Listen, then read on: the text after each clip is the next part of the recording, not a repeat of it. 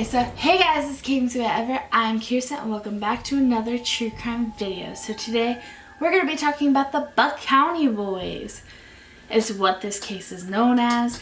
But this involves 4 victims, so I'm going to try to make this as easy as I can. So let's just start, because it's a long case. Starting with the first victim, his name was Jimmy Taro Patrick. He was born on May 31st of 1997. He was 19 years old. All these boys are from Bucks County, Pennsylvania. He had a parent named Karen, but he was actually raised by his grandparents, Sharon and Rick. He didn't have any siblings, it was just him. He did play basketball and baseball. He was very, very smart and faithful to the church. The second victim, his name was Dean Finarco, born on December 18th of 1997. He was 19 years old. His parents were Bonnie and Anthony. He did have a brother named Anthony. He loved to play hockey. He was very active, outdoorsy. He liked to do stuff on his bike and skateboard, and he also liked to ride his dirt bike. The third victim is Thomas Charles Mio. He was born on January 30th of 1996. He was 21 years old. His parents were Melissa and Charles Mio III. He did have 2 sisters named Gabriella and Faith. He was described as just beloved. Mark R. Sturgis is the 4th victim. He was born on November 20th of 1994. He was 22 years old. His parents' names were Amy and Mark Potash. He had sisters Elizabeth, Alexis, Amber Rose, Brooklyn, and Gabriella, and he also did have a brother named Mark. He was described as loved to play with his guitar. He was funny, sweet, goofball, incredibly driven and hardworking, and overall just a teddy bear-like feel. We're going to talk about the incidents, so I'm going to try to separate this as best as I can. So starting with the first victim, Jimmy. On July 5th of 2017, at around 6 p.m., Jimmy told his grandma that he was going to go get some food and that he would be back and it wouldn't take him very long. Jimmy was last seen in Newtown, Pennsylvania. He was meeting with Cosmo DiNardo, who offered to sell him $8,000 worth of marijuana, which was completely normal for this situation. Jimmy was looking to buy 4 pounds of marijuana at that time. And at 2 a.m. when he wasn't home, his grandma got worried and started to message him, but she didn't get any response back. When he ended up failing to show up for work, he was reported missing. Dean, the second victim, was last seen at 6:30 on July 7th. He was being picked up by somebody. He never showed up and was reported later that day as he didn't come home. Thomas and Mark were actually together. So Mark went to meet up with Thomas at around 6 on July 7th, and both of them worked for the same company. They actually worked for Mark's dad's construction company, and when they both didn't show up for work or answer their phones, they were both reported missing that same day. The investigation.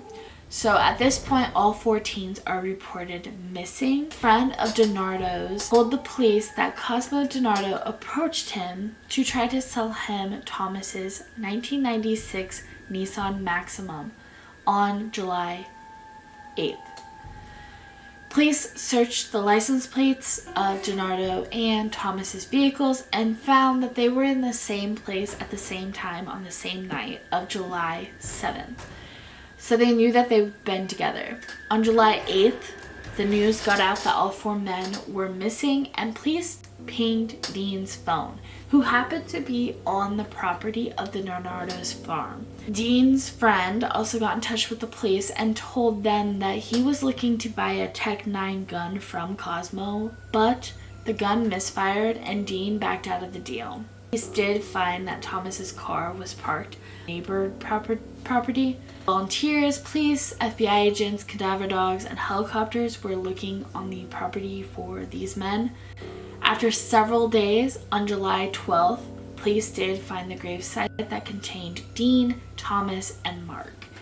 Dean was the first one to be identified, and after that, Cosmo was arrested. Now I'm going to jump into talking about his history to lead him up to the point of what happened. May of 2016, so a year prior, Cosmo was actually involved in an ATV accident.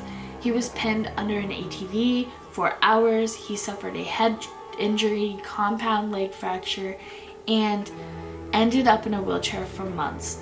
Before the accident, Cosmo acted very normal, smart teenager. But a month after the accident had happened, Cosmo started to act very bizarre. He stopped eating his mom's food because he thought his mom was poisoning him. He got physically aggressive. Cosmo's mom tried to commit him into a hospital, and he ended up biting her and giving her a black eye. While he was on crutches, he went into traffic and jumped in front of a woman's car, claiming that he was escaping a kidnapping. He thought his mom was a Russian spy and put bugs in his cast. He threw a wheelchair at a nurse. He was on and off his meds. He was having hallucinations and hearing voices. He also tried to hunt his dad with a AR-15, but decided not to kill him. Instead, he attacked him. November 2016, he started to see a psychiatrist. He was getting treated for bipolar disorder, schizoaffective disorder, and schizophrenia. He was committed into a mental hospital at this point and was put on medications with antipsychotic drugs. In June 2017, a month before, the psychiatrist actually said that his bipolar disorder was in full remission and reduced his medication at this point. Cosmo started hanging out with his cousin Sean Kratz, and so their moms were talking about them hanging out and what they were struggling with, because Sean was actually being investigated for another murder where he shot a man that left him in a wheelchair.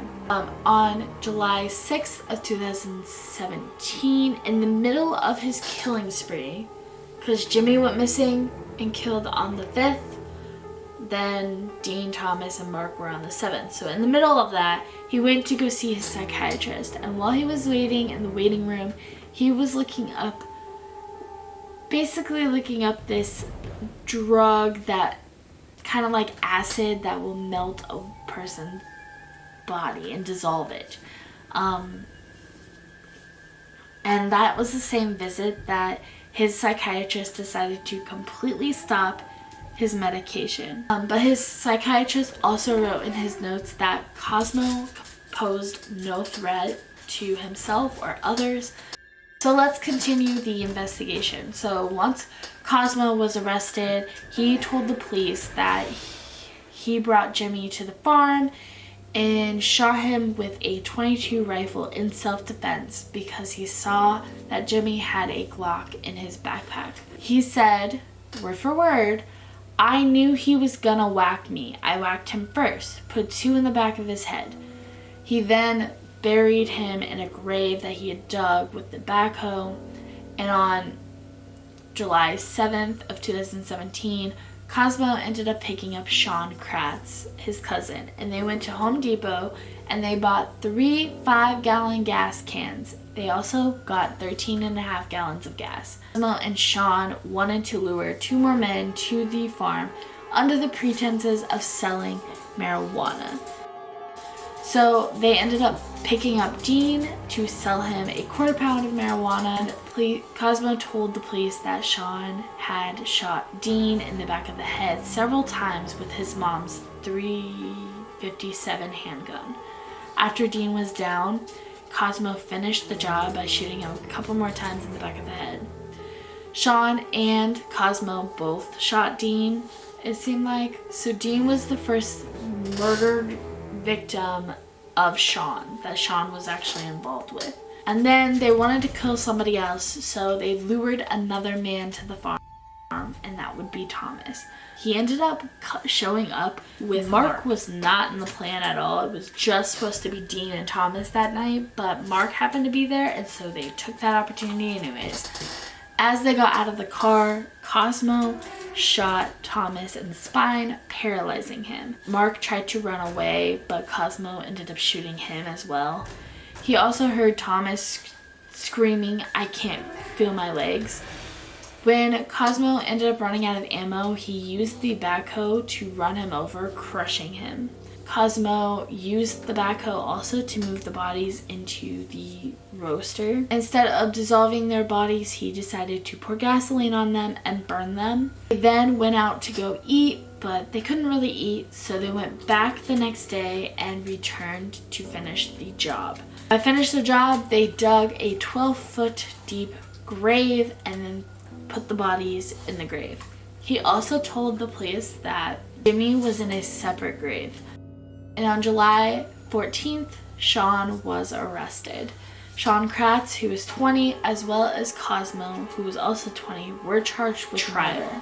Cosmo was arrested on July 10th for unrelated weapon charges, and he got bailed out by his dad, who forked up $100,000 on a $1 million bail. On July 12th, Cosmo was arrested again for stealing and attempting to sell Thomas's car. Sean and Cosmo were offered a plea deal. This agreement called that they pled guilty for 3 of the murders in return to 59 to 118 years in prison.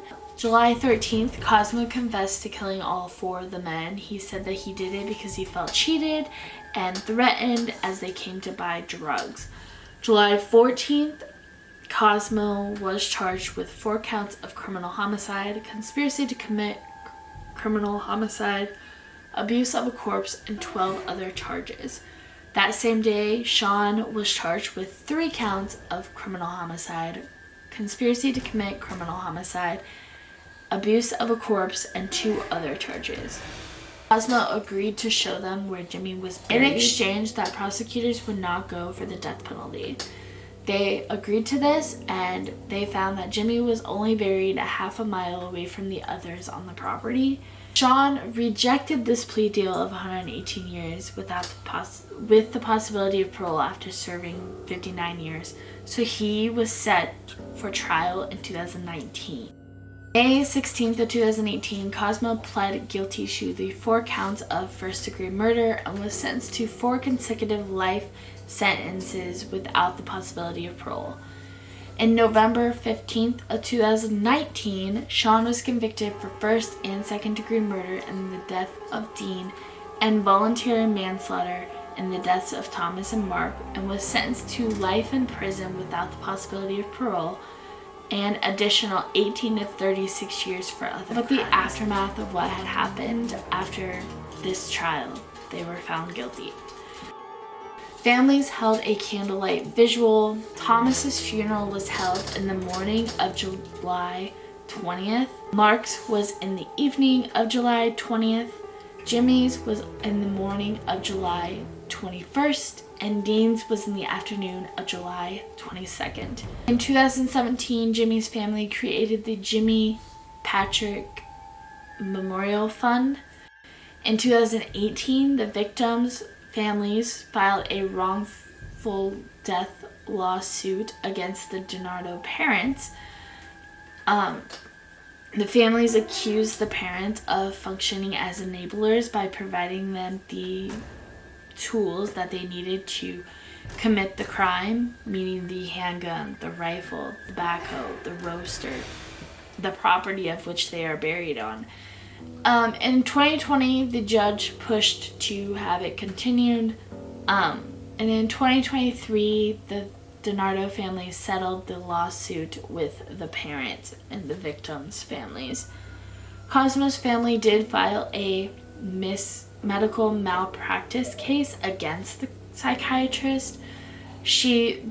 Cosmo's mom said that the psychiatrist was very aware of Cosmo's behavior, of his dangerous history, his psychosis basically, and despite the knowledge, he still allowed Cosmo to stop taking his medication, lapse into remission, and kill 4 men. So in 2022, the lawsuit was dismissed. Also in 2022, the families did get plaques to put on the benches in the park of that town.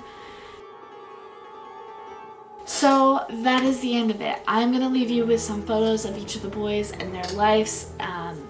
But if you like this video, give it a thumbs up. Comment down below what you want to hear next. Subscribe if you haven't already, and turn on that bell notification so you're notified when we post every Tuesday. This is KMC Whatever. I will see you in the next video. Bye guys.